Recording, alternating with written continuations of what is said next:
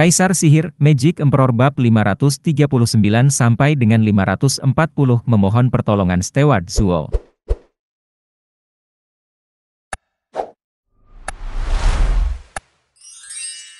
Bisakah Steward Zuo benar-benar menyelamatkan mereka? Kui Lang ragu-ragu. Yu Ling menatap keempatnya dengan tatapan memohon yang sama. Keempatnya tertawa, dengan violent Demon menjulurkan dadanya, menyatakan, "Jelas kamu sudah lama tidak berada di sekitar Steward Zuo, atau kamu akan tahu. Izinkan kami memberitahu kamu, setelah bekerja dengannya selama bertahun-tahun. Tidak ada yang mustahil baginya." Ya, Li Tua juga menjadi lumpuh setelah pertarungannya sampai mati, tetapi dengan pukulan Steward Zuo dia dapat bangkit kembali dalam waktu singkat. Dia bahkan memasuki tahap ethereal. Wimp Demon menganggukkan kepalanya. Scroggy Demon mengerutkan kening, menggelengkan kepalanya. Saya mendengar bahwa dalam perang terakhir Tianyu, orang-orang tua bodoh itu mendapat banyak imbalan atas usaha mereka, tidak seperti kami, yang dipanggil kembali ke sekte dan melewatkan kesenangan. Bahkan pasangan yang kuat pun menjadi sangat halus. Sungguh sial. Mengapa kita selalu melewatkan hal-hal bagus? Keempatnya menyesali nasib buruk mereka. Kui Lang masih ragu dengan semua kemegahan ini, tetapi satu hal yang pasti, Steward Zuo sungguh luar biasa. Masa depan anak-anak ini ada di tangannya. Tapi di mana Steward Zuo sekarang? Kui Lang membungkuk di depan mereka berempat. Empat iblis perencana menganggapnya mencurigakan, lalu balik bertanya, "Bukankah kalian adalah temannya? Bagaimana kamu tidak tahu di mana dia berada?" Karena panik, lidah keduanya terikat. Mengakui bahwa mereka tidak tahu apa-apa tentang pengurus manapun adalah sesuatu yang akan membuat orang-orang gila ini kembali mencabik-cabik mereka. Di bawah tatapan keempatnya, keduanya menghela nafas. "Kami lebih baik mati daripada mengatakannya." Suasana canggung muncul, Kui Lang dan Yu Ling kikuk dan empat iblis perencana memandang mereka dengan skeptis. Tawa tua memecah ketegangan, "Eksekutif, Zuo Fen bukan pengurus di sini sehingga mereka tidak tahu tentang status sebelumnya." Empat iblis perencana mengangguk, merasa tenang dengan jawaban itu. Sementara Kui Lang dan Yu Ling kewalahan, pelayan hebat Zuo yang dibicarakan keempat orang ini adalah Zuo Fen. Mereka mengalihkan pandangan kaget mereka ke arah Penatua Yuan. Penatua Yuan terkekeh, "Sekarang kamu tahu. Satu-satunya harapan bagi anak-anak nakal ini adalah Zuo Fen. Sayang sekali kamu telah menyinggung perasaannya dan sulit untuk mengatakan apakah dia mau mendengarkan permintaan kamu. Kamu menyinggung Steward Zuo?" Violent Demon melihat wajah tegang mereka dan menendang mereka sambil terjatuh. "Hahaha, kamu kacau. Temperamen Steward Zuo paling buruk, remeh dalam segala hal. Bermasalah dengannya akan menghancurkan kamu meskipun kamu berteman. Lebih baik kau menguburkan anak-anak ini daripada membuang-buang nafasmu." Saudara-saudaranya ikut tertawa, menari kegirangan. Sepertinya keinginan terbesar mereka adalah melihat orang lain menderita. Kui Lang dan Yu Ling merasa lebih buruk ketika mereka berempat terus mencemooh. Mereka sendiri yang melakukannya dengan selalu berusaha menyodok Zuo Fen. Mereka adalah orang yang paling jauh dari teman. Mengapa dia mau membantu mereka? Keduanya menghela napas dalam penyesalan, karena tidak memperlakukannya dengan lebih baik. Kemudian, Yu Ling bangkit dan berkata, "Oh, Penatua Yuan, bukankah kamu dan Zuo Fen selalu berhubungan baik? Mohon pembelaan kasus kami dan minta bantuan dewa ini. Kami tidak berdaya." Kui Lang memandang Penatua Yuan dengan tatapan penuh harap. Dan kebetulan pemimpin kantor tenaga kerja ini menjadi sasaran ciuman pantat kedua bos ini. "Kalian berdua biasanya begitu tinggi dan perkasa, tidak peduli pada orang lain. Sekarang, pada menit terakhir kamu telah menjadi diriku yang dulu." Zuo Fen mungkin telah memasuki anak tangga terbawah, tetapi dia memiliki 4 pelayan setia. Kamu seharusnya sudah memikirkannya sejak awal. Penatua Yuan memarahi mereka dan keduanya menganggapnya wajar, menganggukkan kepala. "Kami akan mengingat pelajaran Anda dengan hati Penatua Yuan. Kami akan mengubah cara kami." Tiba-tiba mereka merasakan perasaan aneh. Menyanjung lelaki tua tak dikenal ini membuatnya tampak tinggi dan mengesankan, membuat mereka tunduk pada kata-katanya. Kalau begitu aku akan membantumu. Jawabannya hanya bergantung pada sikap Anda. Penatua Yuan melambai. Kui Lang dan Yuling merasa bersyukur, melupakan fakta bahwa mereka adalah bos kantor tenaga kerja. Maka, mereka berdua dan Penatua Yuan kembali ke kuburan sementara empat iblis perencana akhirnya mengasuh anak-anak yang terbaring di tempat tidur karena kata-kata cerdik dari Penatua Yuan. Mengapa? Karena dia menggantungkan Zuo Fen di atas kepala mereka. 1 jam kemudian, ketiganya memasuki kuburan menyeramkan dan melihat Zuo Fen di atas batu yang diselimuti energi hitam. Zuo Fen menariknya kembali sambil mencibir. Belum 1 hari pun berlalu dan kamu sudah kembali. Apa, kamu sudah sembuh dan ingin berkelahi? Tapi kali ini akan memiliki akhir yang berbeda. Kui Lang dan Yuling memerah, berlutut dan membanting kepala mereka ke trotoar, maafkan ketidaktahuan kami yang berlebihan selama ini. Kami mohon pengurus Zuo untuk melepaskan masa lalu dan menyelamatkan nyawa anak-anak. Tidak. Balasan singkat Zuo Fen datang dan dia memalingkan muka. Keduanya pahit, mengarahkan pandangan putus asa mereka pada harapan terakhir mereka, Penatua Yuan. Penatua Yuan mengetahui permintaan mereka yang jelas dan berkata, Tuan Zuo, nyawa anak-anak dalam bahaya, masa depan mereka akan segera berakhir. Mengapa kamu tidak menyelamatkan mereka? Bukan masalah saya. Pendirian Zuo Fen seperti batu. Penatua Yuan menunjukkan senyuman lebar. Apakah Tuan akan melakukannya untuk saya? Elder Yuan adalah seorang teman yang mengembangkan sifat dunia. Tapi bagaimanapun juga, itu hanyalah perdebatan, bukan bantuan. Saya masih harus menolak. Mata Zuo Fen tidak menunjukkan belas kasihan. Kui Lang dan Yuling panik. Penatua Yuan bergumam, kalau begitu, Tuan Zuo, maukah Anda menyelamatkan saya jika saya yang berada di ranjang kematian? Tanpa Penatua Yuan, saya tidak akan punya siapapun untuk diajak bicara tentang Dao. Zuo Fen berseru. Penatua Yuan mengangguk, kalau begitu bolehkah saya menukar hidup saya dengan salah satu anak? Menukarkan? Zuo Fen berbalik, Elder Yuan, apa persamaannya? Ini bukan? Penatua Yuan berpenampilan seperti orang bijak, surga memperlakukan semua orang dengan kekejaman yang sama. Bagi yang kuat, hidup hanyalah sebuah statistik. Selama angka ini stabil, kehidupan akan berkembang. Aku akan mati demi nyawa mereka, atau mereka akan hidup demi kematianku. Tidak ada yang akan peduli jika hasilnya sama.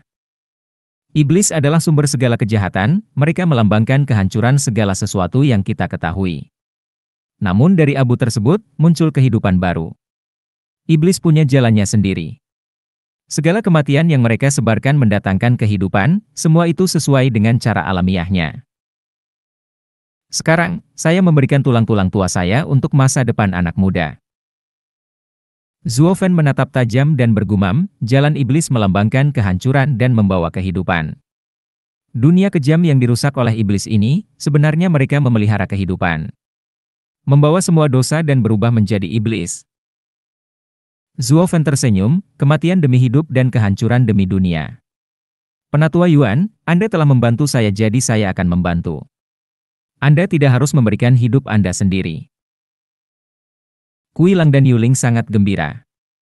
Penatua Yuan tertawa, Tuan Zuo, maukah Anda membantu salah satu atau keduanya? Setelah menyelamatkan satu, saya rasa Penatua Yuan ingin memberikan nyawanya untuk yang lain. Jadi aku akan menyelamatkan mereka berdua. Zuo Fen menyeringai. Keduanya bersemangat, senyum mereka mengembang sampai ke telinga.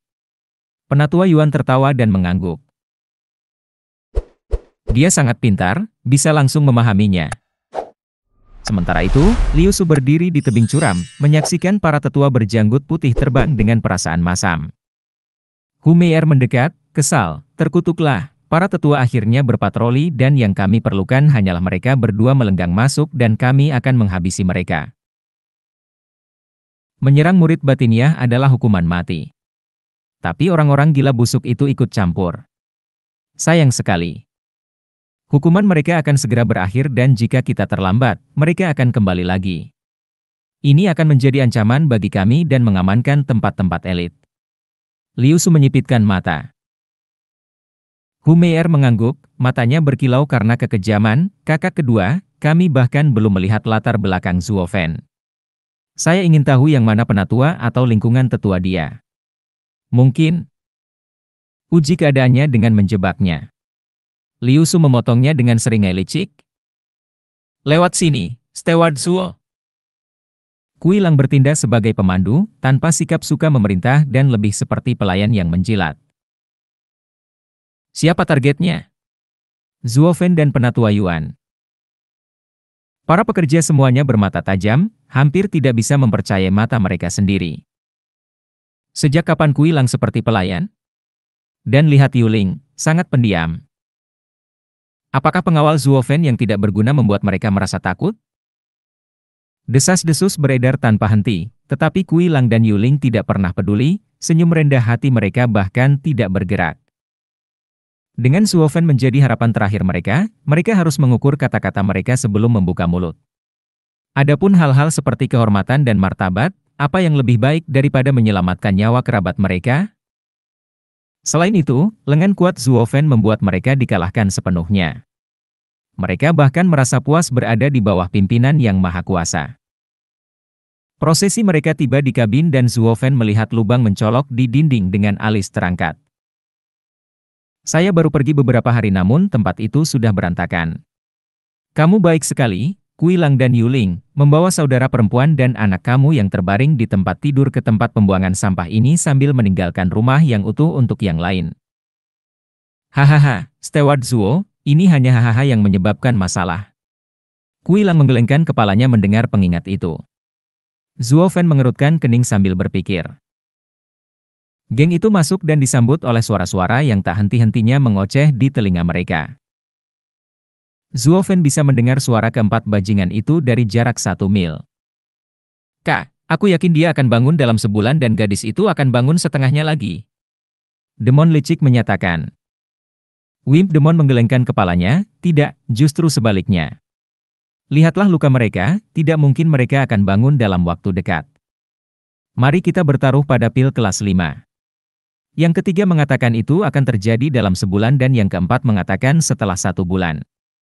Yang kedua, bagaimana menurutmu? Violent Demon memandang Scrooge Demon yang memegang taruhan. Scrooge Demon menggerutu, bolehkah saya tidak bergabung? Saya tidak ingin kalah. Jangan bertaruh dan semua milikmu akan menjadi milikku. Iblis kekerasan sangat marah.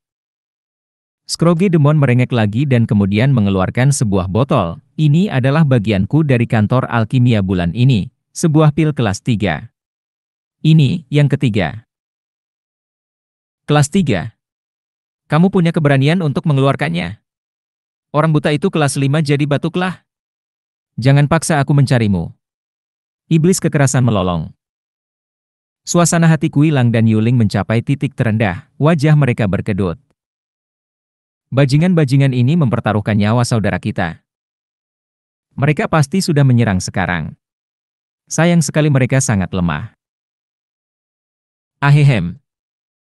Zuo Fan menarik perhatian mereka berempat, 4 iblis perencana, sudah cukup bersenang-senang. Keempatnya menggigil dan berteriak serempak dengan tangan ditangkupkan, Steward Zuo. Dengan penuh hormat. Kui Lang dan Yuling tercengang. Keempat orang yang kuat dan sulit diatur ini hanya berlutut, tidak mempedulikan martabat mereka. Itu hanya berhasil meningkatkan rasa hormat mereka terhadap Zuo Fan. Tidak heran Penatua Yuan mengatakan kami suka memerintah. Zuo Fan jauh lebih baik dari kita. Steward Zuo, kamu datang untuk menyelamatkan mereka? Violent Demon menyeringai, Tuan harus bekerja berdasarkan keadaan mereka yang menyedihkan. Kui Lang dan Yuling tegang. Zuo Fan tersenyum, saya mengantisipasi hasil ini dan mengetahui bahwa saya bisa menyelamatkan mereka. Zuo Fan pergi ke Yuan dulu. Dia memeriksa denyut nadinya dan memindainya dengan Yuan Qi sebelum berkata. Pelatihan Yu dalam pedang pemakan iblis tanpa masalah apapun hingga 2 bulan lalu.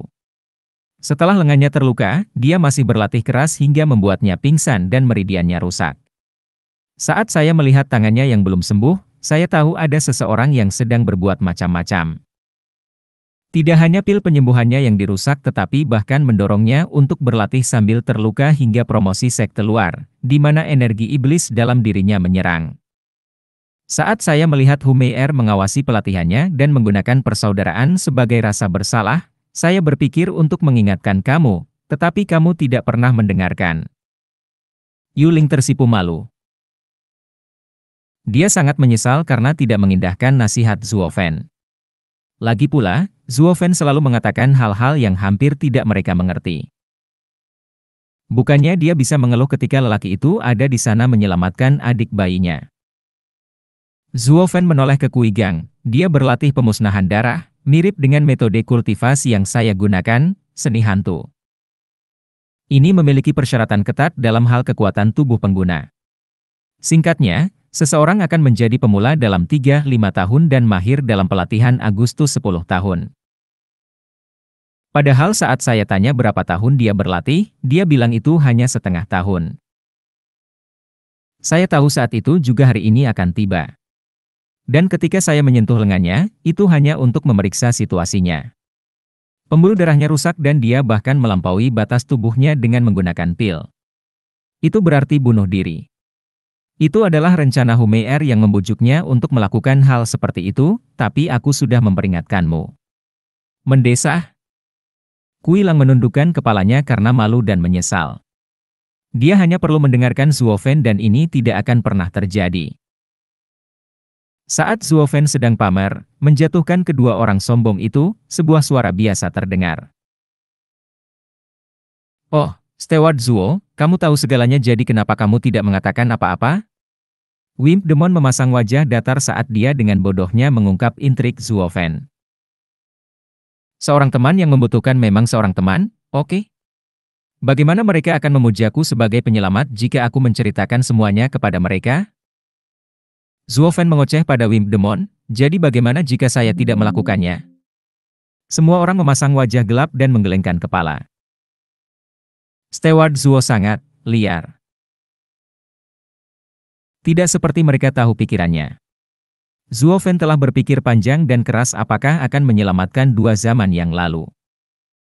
Xie Weiwei ingin dia mendapatkan pahala yang besar. Jadi dia ingin Kuilang dan Yuling berada di bawahnya dan cara terbaik untuk melakukannya adalah dengan menghilangkan rasa bersalah. Jadi hanya mengungkap taktiknya tidak ada artinya dibandingkan dengan rasa terima kasih karena telah menyelamatkan seseorang. Namun kemudian dia menyadari bahwa hidupnya sangat menyenangkan di kantor tenaga kerja, bahkan memiliki seseorang untuk diajak ngobrol tentang Dao, dan dia melupakan bisnis jasa tersebut. Namun selalu ada gunanya jika kita mempunyai jalan keluar lain untuk berjaga-jaga. Orang selalu membuatnya sehingga mereka punya lebih dari satu pilihan. Yang membawanya ke saat dia memberikan peringatan samar itu kepada Kuilang dan Yuling dengan mengetahui sepenuhnya bahwa mereka akan mengabaikannya tetapi memberinya pengaruh untuk digunakan ketika dia memberikan bantuan yang sebenarnya. Memberitahu mereka, lihat itu, bodoh. Satu-satunya cara untuk mencapai kesuksesan adalah dengan bekerja di bawah bimbingan saya. Dengan pikiran bodohmu, yang bisa kamu lakukan hanyalah mengikuti perintah. Tapi sejak dia melihat kuburan, surga budidayanya, dia tidak menginginkan apapun selain duduk di sana, bahkan mengabaikan rencana penyelamatannya sendiri. Kemudian Penatua Yuan datang untuk mencerahkannya tentang sifat dunia dan dia memutuskan langkah selanjutnya. Karena Penatua Yuan adalah sahabatnya, dia harus membalas budi. Sementara dia juga ingin menguji arti sebenarnya dari jalan iblis, untuk melihat apakah semua kehancuran melahirkan kehidupan. Jadi dia datang, karena rencana kecilnya dan pemahaman lebih lanjut tentang cara iblis. Tidak ada kehidupan tanpa kematian. Iblis yang memelihara kehidupan, sungguh lucu. Zuofen tersenyum sambil memeriksa denyut nadi anak-anak. Steward Zuo, pil apa yang akan kamu gunakan? Violent Demon bertanya dengan rasa ingin tahu dan kagum. Kuilang dan Yuling tegang. Zuo Fen hanya tersenyum melihat kekhawatiran mereka, kamu akan lihat setelah kita membangunkan mereka. Dengan raungan, seekor naga biru melonjak dari tubuh Zuo Fen. Vitalitas yang berdebar kencang membuat Yuan Qi semua orang melonjak. Kondisi luka Kui Lang dan Yuling pulih dalam sekejap, yang membuat mereka terkejut. Apa yang baru saja terjadi? Hanya penatua Yuan yang berteriak saat melihatnya, jiwa pembuluh darah naga. Mengembalikan raungan naga. Mata Zuo Fen berbinar.